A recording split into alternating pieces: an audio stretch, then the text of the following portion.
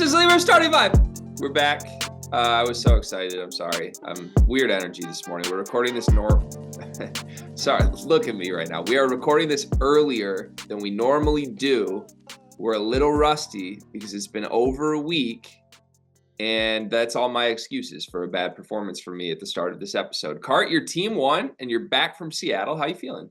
I'm feeling good. Just a classic sleepers being rusty. I'm all over the place. So we got to record on Wednesday morning, like G said. But once again, we find a way. We always do. But it's a victory Wednesday for me, I suppose. The Lions didn't play, so I guess I'm good. Man City lost on Sunday, so it can't have a perfect weekend. But I guess I'm good. Michigan State money line hit. Yes, yay. I was gonna say, do Victory Wednesdays even exist? Is that a thing? I didn't know that was a thing. But I guess when you're reaching for straws and you're reaching for any small wins in a life full of pain and sadness, they certainly do exist. Yeah, I guess that's a thing. They do exist. Yeah, I mean, cool. I'm glad Michigan State won. I was on Michigan State money line with you. That was a very real thing. That was such a horribly ugly game. Mel Tucker, his time management at the end of that game with the field goal, I swear to God, was going to give me an aneurysm. Somehow Keon Coleman bails them out. That's awesome. But yikes, I'm like red alert still for how that man made that decision to rush a field goal kicker on. Anyways, 2 weeks until the big game, Michigan State, Michigan. Can't believe they gave both teams a bye leading into this game. Michigan State already fumbling the bag, putting the W on the graphic, trying to be cute and flip the logo upside down. You see that? Yeah, the worst part about that is now all the Michigan accounts are turning their profile pictures upside down and just confirming that they look ugly both with their profile picture the right way and the wrong way. So yeah, I don't like the build up to these weeks at all. I love the rivalry more than anything. Them putting 2 weeks between this is the stupidest thing of all time. 2 weeks and now it's a night game. Yeah, just bad, all around bad. Anyways, so let's get into it because there is a lot to talk about this week. Last week was Big Ten Media Day. We did not go. We did not apply. We think we probably would have gotten credentialed, just to be clear, but I had some people be like, oh, damn, did you get denied? We did not get denied. We just chose not to even apply because it was in Minneapolis. And look, Big Ten Media Day was awesome last year. It was fun. Anytime it's relatively close to us, I think we'll probably go to it. But Minneapolis is not relatively close to us. And the Big Ten stinks this year. So were we really going to go all the way there for Tyler Wall's thoughts on the season? I don't know. Yeah, you know what? I am so sick of Tyler Wall catching strays early in this Big Ten season. I'm about to start the campaign. Tyler Wall, first team all Big Ten. You are out here defending Tyler Wall the same way I'm defending a different guard that we're going to talk about quickly. But anyways, I did enjoy watching all the content from Big Ten Media Day. We had Kevin Sweeney up there. John Fanta was there, which I love that John Fanta is covering the Big Ten more. He's one of the best analysts there is. So for us to steal a little piece of him away from the Big East, that's a big win for the conference. But all in all, it was a quiet-ish Big Ten Media Day. Let's start with the Michigan State side of things, though. First of all, Izzo sends 5 players to Media Day. Unprecedented move. We were there last year. No team sent 5 players. I think the most players was Purdue last year. And I remember that being notable because they sent a bunch of guys and they didn't send Jaden Ivey. And I was trying to read between the lines on what that meant. And we were asking Travion Williams and Eric Hunter, who's the best player? And they all said Travion. And I was like, oh, they all hate Jaden Ivey. That was my takeaway.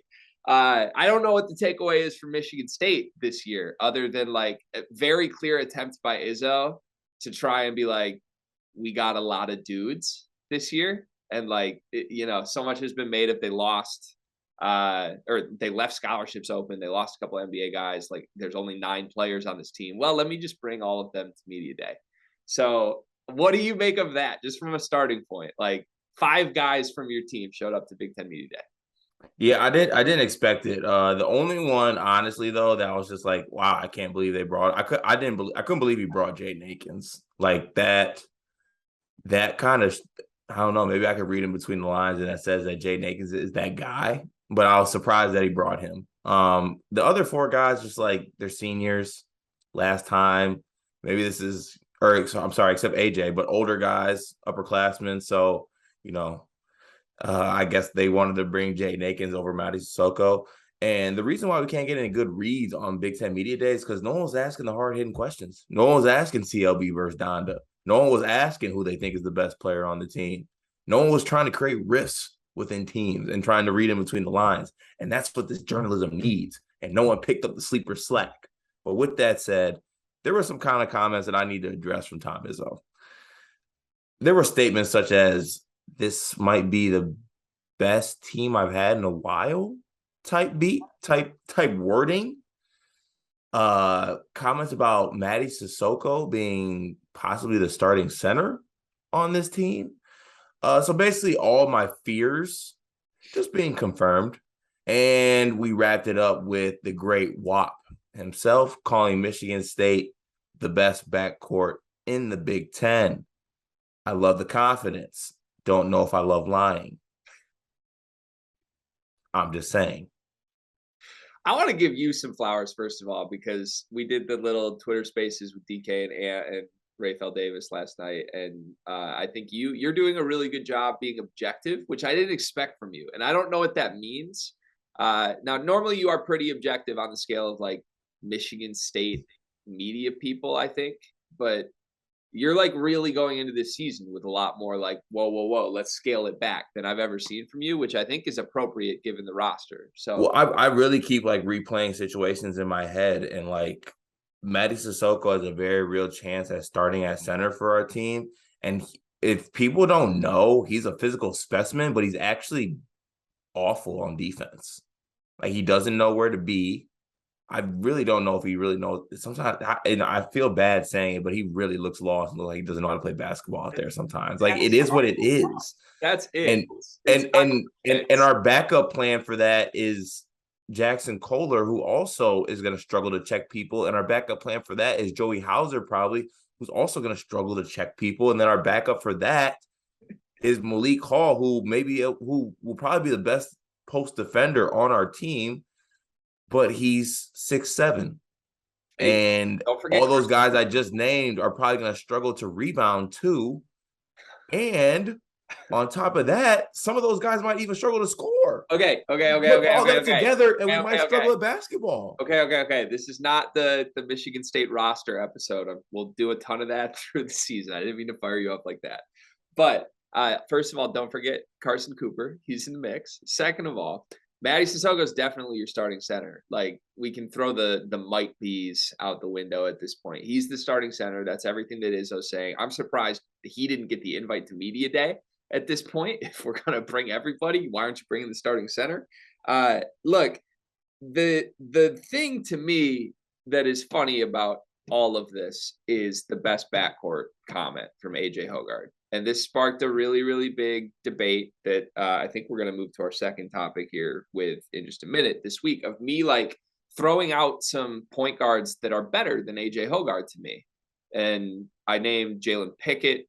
I named Xavier Johnson. I named Buie. Big Ten guys that I would take this season over AJ Hoggard, who have proven they can be relatively efficient, high production guards in the Big Ten. They did it last season. AJ Hoggard's never done it. We're hoping AJ Hoggard does it this season. And I hear everyone's point about, development. Like, that's a real thing. Obviously, Michigan State's a program that has developed a lot of great players. AJ Hoggard 100% is going to be better this season than he was last season. But even if AJ Hoggard is better, we are hoping he does exactly what those three guys already did. Like, if you gave me any of those three guys' stat lines from last season, from AJ Hoggard this season, we would all be ecstatic. And the biggest thing about it is it's unlikely to happen because of his shot. That's not really going to change. Even if his shot improves a little bit, like, he's not magically going to become a 40% shooter from three. Like, the best we could hope for from AJ Hoggard is going to be like 34 or 35% this year. Maybe a few more attempts just to keep the defense honest. But like, that holds him back from even entering the realm of those three efficient guys to me. Because you want to kill Xavier Johnson for being like a black hole at times. He shot 38% from three last year on a bunch of attempts. Like, we would kill for AJ Hoggard to do that. So I just think there's a really big jump from we like AJ Hoggard. We hope he's the starting point guard, and we think he can be really good. I'm with that. I thought like I was with the charge on that. I thought I was leading the charge on that last year cart. But like I don't understand where we went from that to he's the best point guard in the Big Ten, and this is the best backcourt in the Big Ten.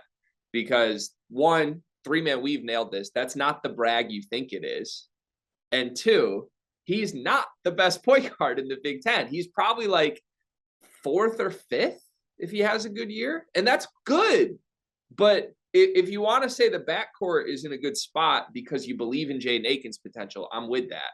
Like Michigan State has three guys. No other team has three guys that can play the 1 and the 2, that can do different things. Like that's fair. But all of them are like the 5th through 15th best guard in this conference. None of them are the best. So for AJ Hoggard to go to media day and put that target on their backs immediately when you're 38 and 26 in your career and you couldn't win the job from AJ or from Foster Lawyer and from Tyson Walker last year, that was a big statement, Cart. What do you think? Am I crazy? Because people have been on my ass about this. Well, I don't necessarily. I look at this two ways, G, because I look at it more so as people shitting on players like Buie and Xavier Johnson when that shouldn't be the case. I'm a little more on the different side of you as far as AJ Hoggard and what we need from him. To be honest, I don't really want a 40% 3-point shooter or close to that, 30, even 38% for AJ Hoggard. I don't think he'll ever be that guy. I think that if anything, I'm not even more so worried about the field goal percentage, to be honest. Like, yes, it could be better, but I'm not looking for him to be like a 45 and 38 guy. I don't know if he can be that guy. I mainly want him to keep the turnovers down and make free throws. I think if he makes free throws at a bigger clip, at a better rate, and then with more opportunity, more minutes, naturally that point per game average is going to go up. So he averaged about 7 last year? He averaged 7 last year, but like even I guess just to say this though, like this feels very Russell Westbrooky. Like if we're just judging how good AJ Hoggard is by his points per game. No. It's not just points per game though. I'm just talking about if he averaged 7 last year in about 20 minutes. Yeah, but he shot in the 60s from free throw. Like that's free throw percentage is something that can be improved though. Like that's not that. That's everything we're saying about AJ Hoggard though. Is like there's like if he is truly the best point guard in the Big Ten this year, then a bunch of things about his game, a bunch of flaws in his game have gone from where they were the last 2 seasons to totally different. Free throw is one of them. And like that is the thing that drives me nuts about Michigan State, dude, is like we can say we hope that happens. We can say we think it's going to happen. We can't come out definitively and say he's the best point guard in the Big Ten right now when it hasn't happened. But okay, you ask somebody who you think is the best point guard in the Big Ten and they answer. You can disagree. No, but like I fine. If we want to live in a world of delusion, like okay, Kobe Buffkin's the best shooting guard in the Big Ten because he's going to magically shoot 40% this year. Like maybe. It hasn't happened. It's delusional to say that. That's all. I personally do not think I don't think it's delusional that AJ Hoggard could average 12 and 5 or 6. I don't think it is either. Okay, and if he averages, let's say he averages at 12 and 5, okay? He's not and we're huh? He's not the best point guard in the Big Ten if he averages 12 and 5 on similar percentages as last year. Okay. And what if we're good though? But like I just like, do we have to do the hyperbole thing? It's like it's you and I always complain on the side about like, why are we comparing dudes to the greats? That's like the hyperbole at its finest. We don't need to be like, that's Cassius Winston. That's Miles Bridges. No. Well, who's the best point guard in the Big Ten? To me, it's Jalen Pickett. I would take him over everybody. And I'm not mad at that pick. Personally, I would take Paul Mulcahy as the best point guard in the Big Ten. But that's like, it doesn't matter because no matter who you would pick, like I wouldn't feel great definitively coming out and being like, that's the best point guard. I don't think anybody should be doing that. Like the whole reason this dialogue started is because AJ put that target on their backs. And I think it's hilarious that a guy who's averaged 7 and 4, like if any other guy in this conference whose career averages are 7-4 on these percentages came out and said they were the best anything at Big Ten Media Day, we would be laughing our asses off at them. Not if you're a Michigan State fan. But that is my entire point. And if everyone's rebuttal is just, well, we're Michigan State fans, okay. But we have a lot of listeners to this that aren't Michigan State fans who are laughing at you. And like, I don't understand why Michigan State fans can't separate the fandom from the delusion of that. And you, to my point, you've done a really good job of that this offseason. You've been really objective about flaws of this roster and scaling people back on the hype. But like, this AJ Hoggard conversation has gotten totally out of control. And the only counter that has made any sense from anyone is, well, we're Michigan State fans. Like, I know you talk about basketball. Like, why can't we talk about basketball objectively with Michigan State fans? It's driving me nuts. We can't. Also, if AJ Hoggard somehow does put himself in the conversation for best point guard in the Big Ten, your mentions are gonna be tore the fuck up. It won't be the first time. The 3 games that Tyson Walker actually shot the ball last year, my mentions were hell. Like, oh, I'm so scared of the 3 games Tyson Walker was great. Look, people just drive me nuts, Cart, because it's gone from, you know this, like, I was the Hoggard supporter for the whole second half of last season. Like, I was waving the flag of, like, give this kid the job. Every single time I saw Michigan State in person last year, I came away wildly impressed with Hoggard, whether it was at the Butler game, whether it was in the Big Ten tournament, whether it was when you and I went to go see him play Michigan. Like, I saw a lot of Michigan State basketball last year. Every single game I came away impressed with AJ Hoggard. So, like, I don't mean to be taking shots at the kid, but, like, I also watched my team play through a point guard who can't shoot for 3 years. And, like, that's a liability in a lot of ways. Mike Smith could shoot. Xavier Simpson is the guy I'm talking about. Oh. Michigan won a ton of games with Xavier Simpson. He was a very good player. He was an all Big Ten player. But, like, to me, that's like the ceiling, the absolute ceiling for AJ Hoggard is a bigger but worse offensive Xavier Simpson. And, like, to me, like, I've been clear, I don't really want to build around a point guard who can't shoot. And Michigan State has to do that this year, and they have shooting everywhere else, so it's fine. He's going to put up numbers. But wasn't there a small group of people who actually did consider Xavier Simpson to be best PG in the Big Ten?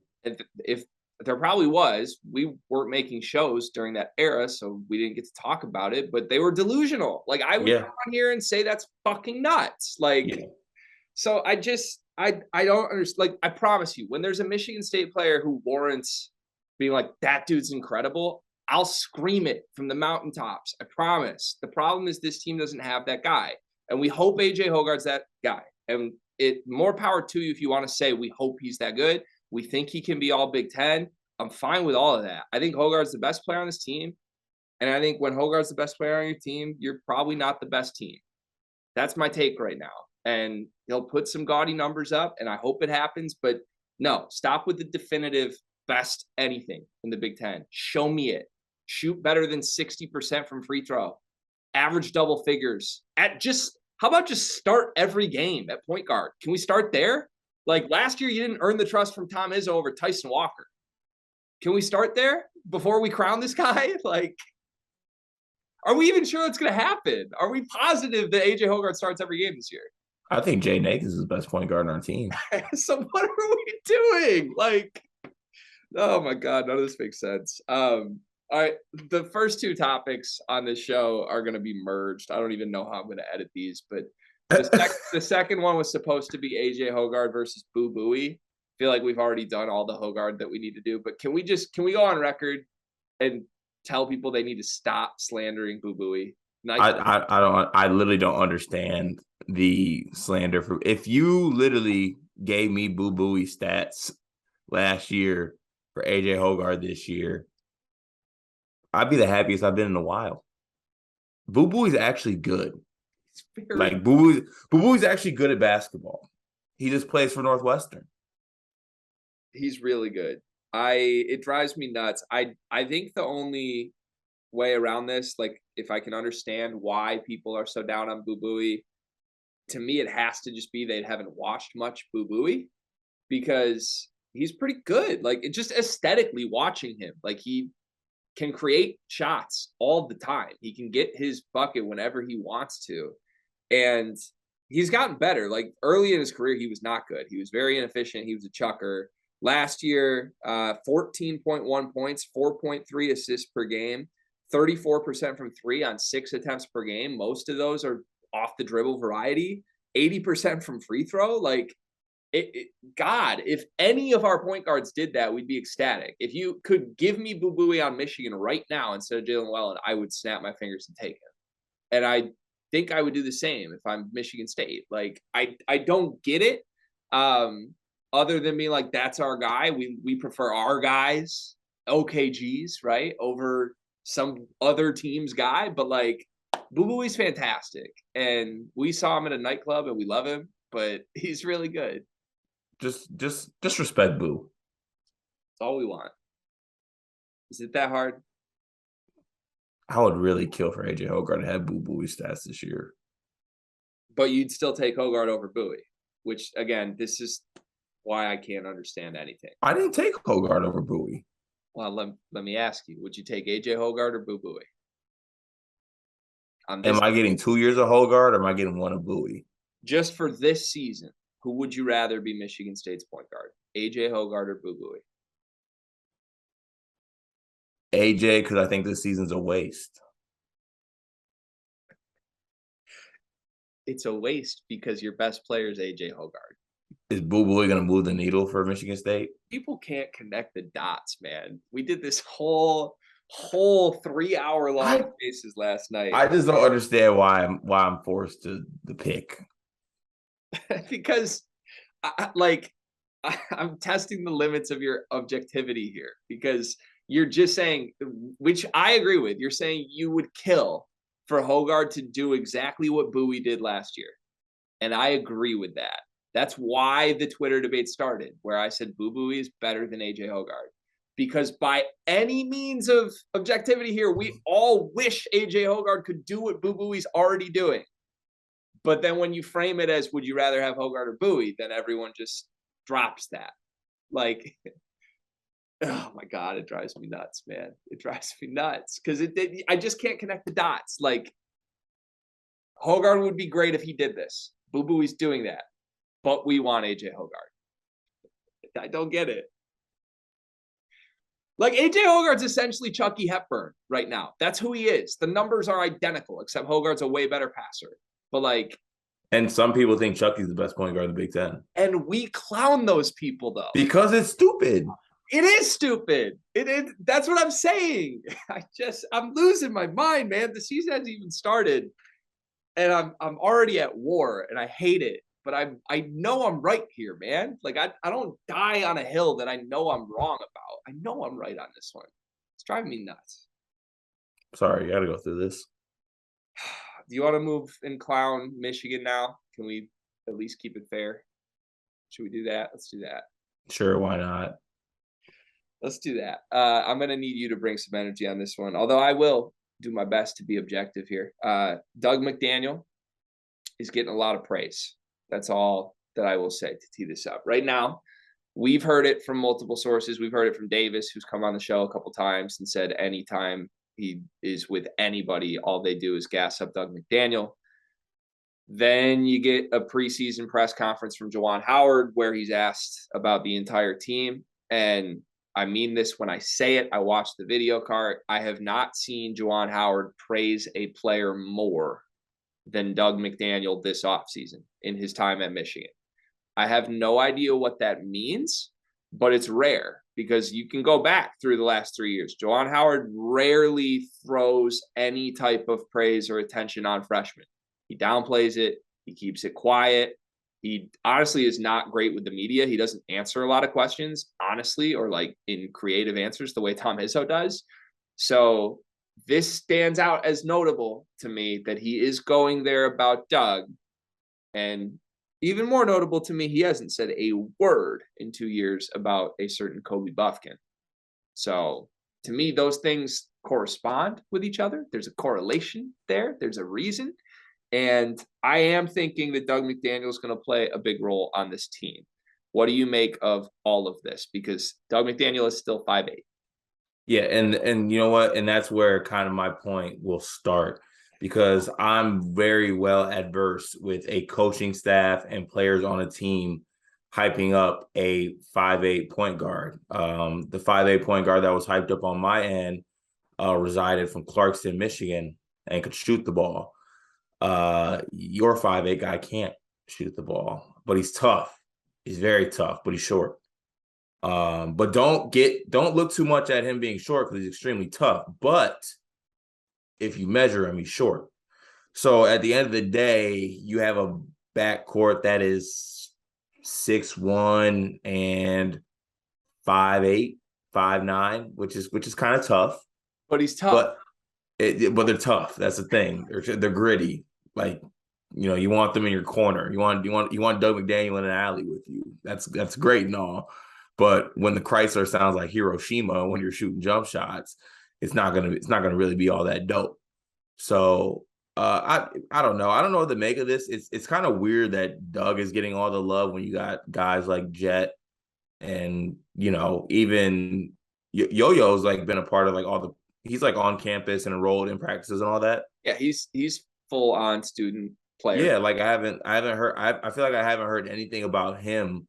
Haven't even heard anything about anybody, to be honest. All I hear is about Doug McDaniel and people hyping him up, and that has me thinking it's a little too good to be true. This sounds like an inside job.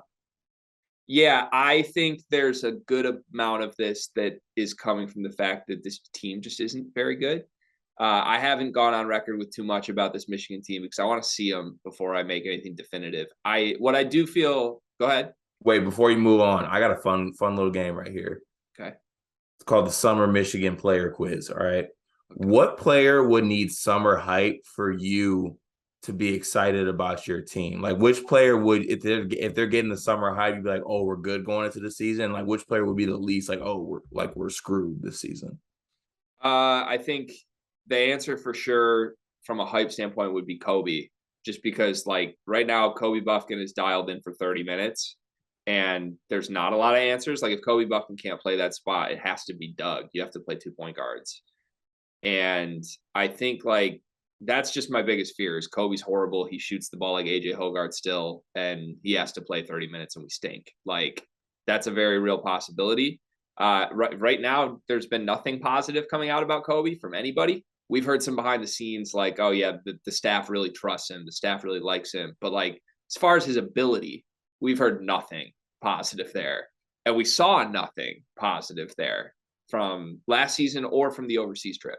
So the answer, if I could manifest something positive, it would be about Kobe. From a negative standpoint, what would hurt the team most is definitely Llewellyn. Like if we were hearing nothing or if we heard anything negative about Jalen Llewellyn, that would be the worst case scenario for Michigan. But that doesn't sound like that's the case. Llewellyn looked great overseas and by all accounts is the second best player on this team.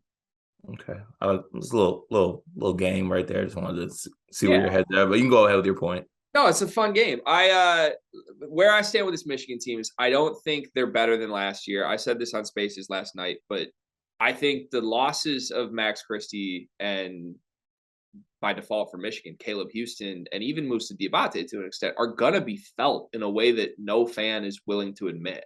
Like Max Christie just stepped on the same court as Steph Curry and LeBron last night. He's 1 for 1 from 3 in his career. While like we can talk about how we hope Jaden Akins gets there someday, or we think Tyson Walker is going to be really good this year, those guys aren't Max Christie. I don't care what he shot last year. Like Max Christie was a bigger threat to defenses than those guys will ever be.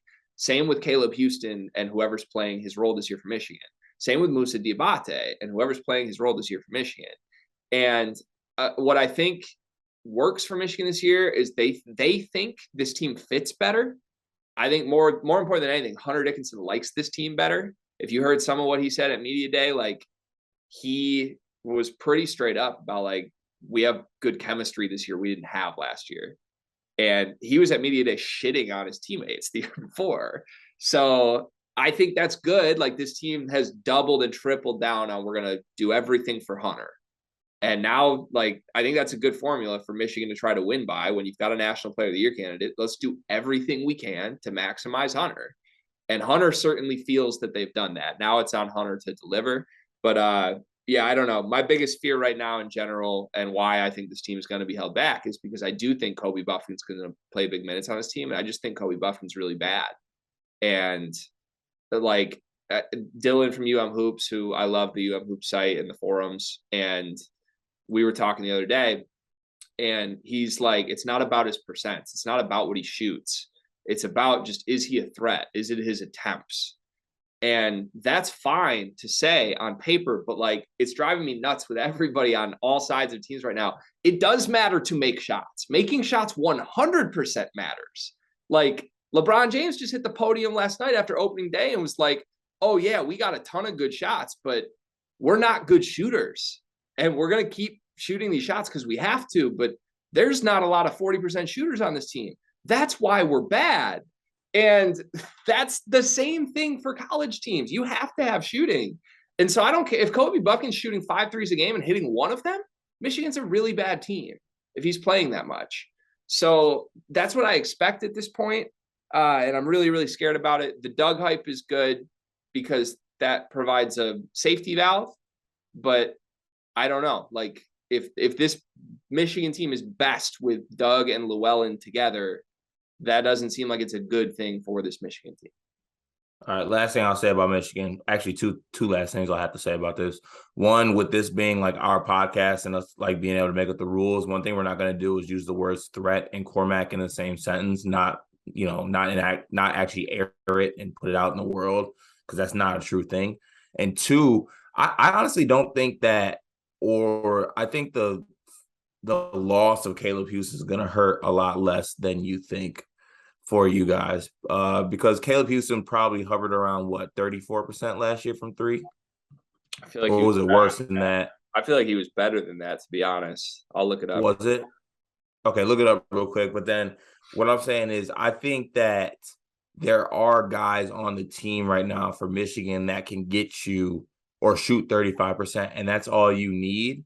And then I think that Terrence Williams can actually be a respectable three-point shooter and show that he can be towards the end of last year, which I think might fit better with Hunter than Musa fit with Hunter. Yeah, I mean, I think Joey Baker would fit better with Hunter than any of these names we've said, which, like, but again, Joey Baker's objectively not a great basketball player. But if we're just talking fit around our superstar, like, he fits better than any of these guys do. You're Joey Baker with DraftKings. Yeah, I am. I've been cooking in my open gym runs, by the way. Caleb Houston, 35.5% on 5 attempts last year. Like, I feel like there's a guy on 5 attempts is pretty. No, but this is why I'm struggling with everybody just writing those guys off, is because I actually think Houston was very good last year, and if you gave me the opportunity to get Houston back, like, I run through that door. And but he was an absolute he was a liability on the defensive end and rebounding. Yeah, you know who else? And honestly, even offense, like, he was besides hitting 35%. He wasn't a liability offensively at all. He was. I mean, you talk about all you want is floor spacing for Hunter Dickinson. Look, whether or not the shots went in for both Christie and Houston, like, other opposing defenses and coaches had to scheme around those guys. Like, right. So I will say this, like, he did give you 35%. Like, if you plug that 35% into this year's team with Terrence Williams at the 4, Hunter at the 5, that works. But what I'm saying is, like you pointed out, I think Joey Baker could shoot 35% from the 3-point line. And I think that he could be better on the defensive end, and maybe even better on the offensive end in other parts of the game than Caleb Houston. Yeah. That's in college. That seems stretchy to me, but maybe. I hear what you're saying. Like, Christie and Houston were not good. They were a big part of the problems for those teams, 100%. But, like, there's some pedigree shit there. Like, we all would have driven Max Christie back to East Lansing if we could have, and expected him to be pretty good this year. Like, what you mean we would have? You wouldn't have done that? Nah. Well, that's dumb, first of all. And I promise you. He burned bridges, man. Yeah, he burned bridges, so now we're going to shit on him. That's the non-objectiveness. If he was back in East Lansing, this is the best backcourt and Christie's the starter and he's playing 35 minutes. It's ridiculous to me. Yeah, my man's. Yeah, I've been told you I didn't want him to come back. you did say that. I'll give you that. But I'm just saying that since day one. I think that's because you saw the writing on the wall. Free J naked, man. I'm already tired. Season hasn't even started. I'm already tired. Any comments from you on Juwan Howard and his ducking? I mean, he's showing a pattern. This is what he does. Now he's just doing it without COVID excuses. Now he's just straight up ducking in plain sight against a team that his nickname is the Ducks. Yeah, for anybody who doesn't know, Juwan Howard was asked basically about Michigan not returning a home and home where Oregon came to Michigan and played. Michigan has not gone back to Oregon and played. And Dana Altman kind of put us on blast and said, like, yeah, we're waiting on that game. Where is it? And Juwan Howard was like, well, if you look at the contract, we're not owing them anything. Like we don't have to play that game, which is very ducking. Like this is way more of a duck than the duck that people accused him of 2 years ago. So also, why would he duck the Oregon? Why would he duck the Oregon Ducks? I don't know. That's not a team to me that's worth ducking necessarily. I don't love all things Juwan Howard does. I just love some of them, Cart. And I think maybe our listeners could learn something from that. Maybe, Cart. Couldn't they? Maybe it's good to not love everything about your program at all times? Like maybe you can say when things go wrong every now and then. Loving your program's a little overrated in your eyes. I'm just messed up in the head. Okay, Illinois. We got to do our Illinois update. Not so good update for Daddy Brad this week. Skyy Clark's brother, Skyy Clark, has decommitted from Illinois a month before Skyy's debut with the Illini. Odd timing. Feels a little weird. For those that don't know, Skyy Clark is the number 155 recruit in the class of 2024. He is not nearly the same pedigree recruit that Skyy was. He had offers from DePaul, Washington, Arizona State, Creighton, Vanderbilt. Chose Illinois. So I don't know. That sort of felt like the same way Michigan State at one point was monitoring Cormac's brother, Cam Christie. Like, we'll just keep an eye on him. And, you know, if Max is really playing well, yeah, you're Spartan. He never got that offer because things went south pretty quick. But Skyy Clark is not going to attend Illinois as of today. He's going to consider the options that are best for him. What do you make of this?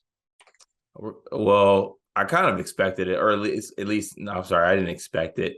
It's not unexpected. They got the commitment of Dre Gibbs Lawhorn, who's in the same class a couple weeks ago. So I'm not really surprised by the decision. Actually, I'm sorry.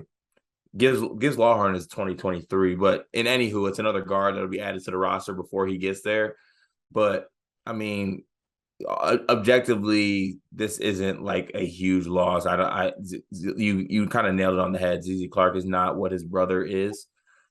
He might not even play with his brother by the time he gets to college. This Skyy's playing well, so maybe this means that Skyy's been cooking in practice and he thinks he's gonna be a one and done. So it's like, I'm not even gonna get to play with my brother anyway. So that would kind of fight what we've heard in the offseason if that is what's happening here, because there's been a lot of like Illinois is very concerned about their point guard spot still. And we love Skyy. We are huge Skyy fans here, but I think we're higher on Skyy than Illinois fans are even at this point. I'm still expecting him to be really, really good this season. I'm sure Illinois fans hope that happens and are rooting for him, but there's been a lot of like Ty Rodgers might be the point guard buzz, and like that's not a great sign if you have a 5-star point guard who is not Ty Rodgers on your team. Are we still as sleepers in on Illinois winning the conference? I'm not in on anyone winning this conference. This is such a bad conference. I hate it. Me either. But if you're putting like the gun to my head and you're like pick Indiana or pick Illinois, I'm still picking Illinois. I'm going to take Indiana, and I feel so gross about it, but I'm going to take Indiana. I think that for once, all of the national people who have Indiana clearly ahead of the pack are right, and Big Ten people are being too cute about it's Indiana. Like, team was playing really good ball at the end of the year, and they have everybody back, and they added awesome recruits. They did. Yeah, that is a good point. But I don't think the recruits are going to get the playing time they need, especially Malik Renault with Race Thompson still in the fold. Hood Schifino is though, and that's the only one. Oh, Hood is that guy, but Schifino's nasty. Is he going to play behind Miller Kopp? Yes. Hood Schifino's the starting 2 on this team. I think he overtakes every wing on that team. Tamar Bates. Yeah, I'd be interested to see what the playing time and rotation ends up looking like for them, or even on opening the first game. See what it looks like, because they got a lot of older guys on that team, but the older guys aren't necessarily the best guys on the team. Just some clips from their little Midnight Madness thing. Hood Schifino was nasty. Hood Schifino is that guy. He was that. He's been that guy. And if he is that guy, then Indiana's the best team in this conference. I guess that's where I'm at. I'm expecting him to be that guy. I also think, like, just for the conversation of best team in the conference, like, if Michigan's team from last year was back identically this year, I think they'd be picked to win the conference. And they finished 8th last year. So, like, I don't think. Well, that's because your head coach can't coach. No comment. But it's not crazy to pick a team that finished in the middle of the pack to win the conference this year. And that seems to be everyone's biggest gripe with Indiana. It's like, well, they never won anything last year. Like, that doesn't apply to the season. They're good. They're the most talented team by far. I like Illinois too, but yeah, I have them a clear 2 right now. My futures ticket is going to Rutgers, just so you know. That's the value play. Iowa's the value play. Iowa's always the value play. That is a great value play. As long as there's a Murray on the roster and or a McCaffrey on the roster, Iowa's the value play. And there literally will be a McCaffrey on the roster for the next 7 years. Shout out to McCaffrey for securing the commitment of his youngest son in the class of 2025. So hey, I always knew Fran McCaffrey liked shooters. I didn't know he had his own shooters too. I mean, that man, say it got 17 sons. I hate where this is going. Is Skyy Clark? I'm sorry, not Skyy Clark. Is ZZ Clark ever going to play for Illinois? Yes or no? No, I don't think so either. I think it's out of here. I hope it happens. Shout out the Clark family. Whoever named Skyy and ZZ, love the creativity. Great names. Definitely. With 2 Ys. 2 Ys and 2 Zs. And 2 underscores. Let's go NBA. NBA opening night was last night. We're recording this on a Wednesday. By the time you hear this, I don't know if this will be before or after the first game for all the other teams in the NBA, but the Pistons debut is tonight. Pistons finished their offseason or their preseason, Carter, 0-4. And I think 0-4 in at least 3 of those 4 games they were trying to win. They left the starters in very late in those games. I think they wanted to see the ball go through the hoop type thing. They wanted to get one under their belt for this young core before the season starts. They were unable to do that. They were incapable of getting a win in the preseason with their starters on the floor. So we came on here a week ago and essentially questioned Cade Cunningham's conditioning, questioned the trajectory of his game, questioned whether or not he was delivering like the superstar we expect him to be. We got blasted. If you want to have a little fun, if you got 5 minutes today, go look at the comments of that. Because there's NBA YouTube trenches that I was very unaware even existed. And they were pretty unhappy with us for our Cade Cunningham takes. But here I am to double down on them, Carter, because I have Cade Cunningham's preseason numbers in front of me. Are you ready for these? No, not necessarily, but go ahead. 10.5 points per game. 5.2 assists per game, 3.5 turnovers per game, 30% from the floor, 21% from 3. Playing 30-plus minutes in, I believe, 3 of those 4 games. And like I said, they were clearly trying to win the games down the stretch. 30% from the floor, 21% from 3. And like I told you, the biggest thing to me watching the games is he wasn't even getting to those spots he was getting to last year. He had no real ammo to him as far as going out and getting buckets. So I'm terrified. Just to add to that, I'm going to throw Jaden Ivey's numbers out. 9 points, 4 assists, 3 turnovers a game, 34% from 3, 34% from the field, 14% from 3 for Jaden Ivey. That's our starting backcourt right now. 30 and 34% from the field, 21 and 14% from 3 in the preseason, 0-4. What do you make of all this? I make it this that the third time is going to be the charm with the Frenchman that we draft, Wemby. You're going to be special. You're going to be special in Detroit, my friend. Truly is. I'm terrified. It's not just preseason. I'm actually terrified. Like, I was so excited. And people are going to probably tear this shit up because obviously we're going to get it's just preseason. But, like, it's also, like, not. Like, guys that are good cook in the preseason, like, that happens. And, like, guys that are bad in the preseason also tend to carry on and be bad in the regular season. Like, it's not just preseason. It's a 4-game sample size. It's trending towards a hashtag trend. Like, it's not good. It's not the trajectory I want. My team is deferring to Saddiq Bey, who we're just letting do what the fuck ever he wants. And I don't know what Dwayne Casey's like vision is. Isaiah Stewart's a pick and pop shooter now when our best big man and Jalen Duren, who I think is our best big, is probably not going to even play that much because he's going to be behind Beef Stew and probably Nerlens Noel when he gets healthy. So I don't know. I saw the vision last year and the vision went away. I'm blind and I don't like it. I think I still see the vision, but I think there needs to be some hard conversations about guys maybe not being what we thought they were. I give Isaiah Stewart credit for developing an outside shot. I think that's here to stay. And I think he can have a career playing more on the perimeter a little bit. And it opens the door for Jalen Duren in the future, which is great. Saddiq Bey is not who they want Saddiq Bey to be. And they've given Saddiq Bey a lot of free reign to do more than he should. You've got to get Saddiq Bey off the ball permanently. And if he can buy into that and commit to playing that role, I think he can be one of the best off-ball guys in the entire league. Like, he went out and got 50 last year. That doesn't just miraculously happen. But I mean, it kind of it does sometimes in the NBA.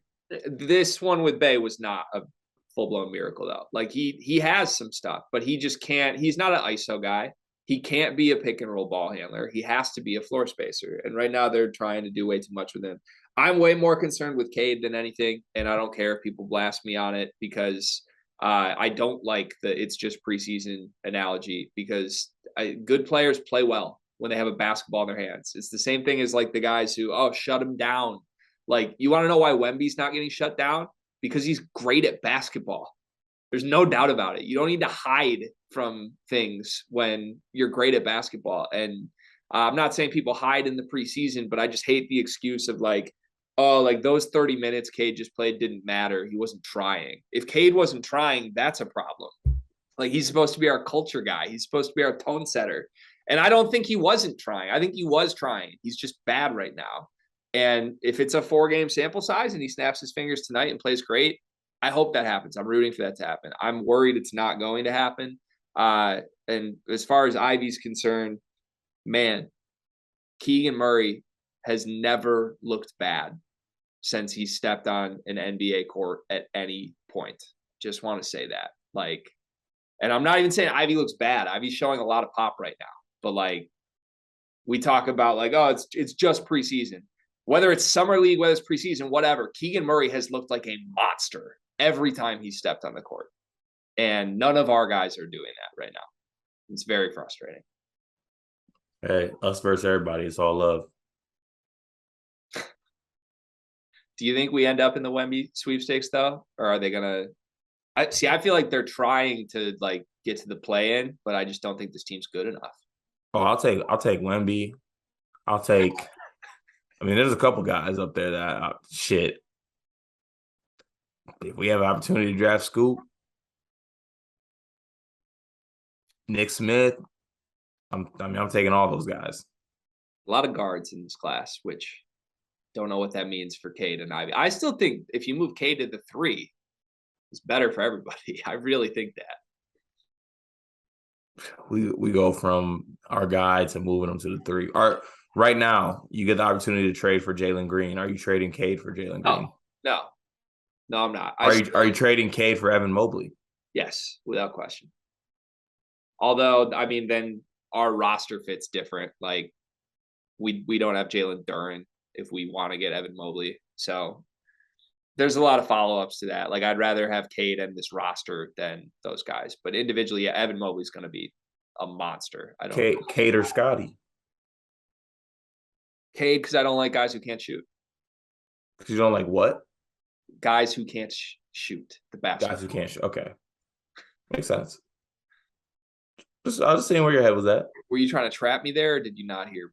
No, I couldn't really hear what you said, but I'm just letting it go. All right. I thought you were trying to pause me there. Same questions for you. Are you taking Cade over those three? I'm taking Cade over. Yeah, I am taking Cade over those three still. What's a good year for Cade?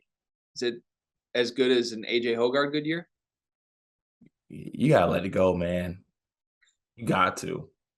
It's taking over your life. I know it's affecting your home life. It's affecting my home life for sure. We're doing we can't have that. A lot of projecting is all I'm saying. Like, can we talk about good basketball players who just are good instead of hoping they're good ever? I'll be honest with you. You call it high praise, whatever. I need 20 a game out of Cade. I need 25 and 4 honestly to feel good. See, that's what I thought we were getting heading into the offseason. Is like the Luka light, get to like 22, 23 a game, 7, 8 assists. Maybe that could happen. It still could happen. But and just for the record, we hope it happens. That is not who it was in the preseason, though. I pray my backcourt is good. I love the Pistons. I want my team to be good. I was very excited about what was going to happen, and it was absolutely shut in my face when I saw Jalen Brunson have my franchise point guard in hell.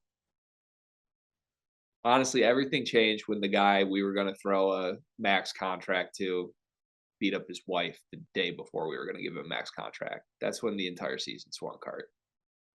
Facts. But at least it happened before we signed him, because that could have happened a day after we signed him. So, man, I had one final question. Oh, remember the last time that we called out a Pistons player in the preseason? Do you remember who that was? And we got shit on for it. We started a dialogue a couple years ago about a particular Pistons player we were very high on at one point. People didn't like it, but do you remember who it was? No, who was it? Killian Hayes. Oh my God. Man, people just didn't want to say he stunk. You see any comparisons here? They're both light skinned. People not liking us criticizing some problems? That's part of criticism. When people will always say, when people play bad, just say they're playing bad. Stop trying to turn things around to make it seem like they're playing good. They're just not. Should we end this episode by saying something nice collectively? I feel like we should. We need to end on a positive note. I don't really want to. Okay.